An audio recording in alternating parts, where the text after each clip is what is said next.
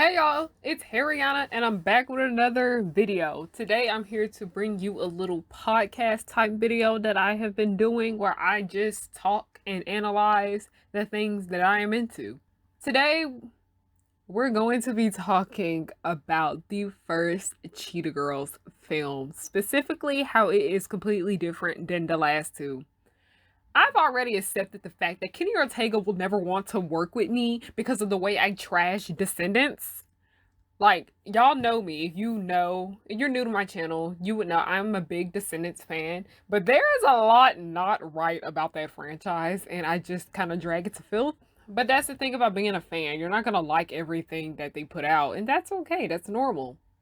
But it's just a lot not right about it. I grew up loving Kenny Ortega's work, but over the last few years, it has become a bit iffy for me because there's just a lot of things that I have. I'm sorry if you guys hear any noises. The people outside are being really loud. I'm sorry. Now, it started off when I was just on having like a conversation with my sister where we were just talking about, have you noticed that the first Cheetah Girls movie is completely different than the last two? And we were like, yeah. So then I went on Tumblr, just typed out a few of my thoughts. If you follow me on Tumblr, you guys would know that is just my diary. I just talk about anything that goes on in my head. I love my Tumblr blog so much. Has anybody else noticed this? And mainly black girls and black women on the site were the main ones who noticed it. The first movie can be so separate from the last two because it was not the same franchise, okay? Everything felt different from the characters to the style of music to the fashion. The overall aesthetic was different because the first movie took place in New York City in America. The second movie took place in Barcelona, Spain. The last one took place in India, I think. I'll go ahead and tell y'all this now. I never finished the last movie because I just was not feeling it. Like, Raven wasn't in it. It wasn't interesting. The plot just wasn't doing it for me. Over the past few years, I have tried to rewatch the last Cheetah Girls film, but I could never sit through it. I can only watch the first and the second one. Now, I'm not getting on here to trash the last two films because, one, I never finished one, so I feel like I can't have an opinion on it. And two, I love the Cheetah Girls too. It's great, it's amazing. But the first movie feels so different that it feels like a completely different universe. Like, everyone acts different. No one is the same. Because I remember Akko was a little mean girl in the first movie. I know y'all remember that part where she ganged up on Chanel like that. She was nothing like that in the second. She was extremely nice. And I was like, that was not right. That wasn't right. And I remember Dorinda being the little poor girl. What happened to that?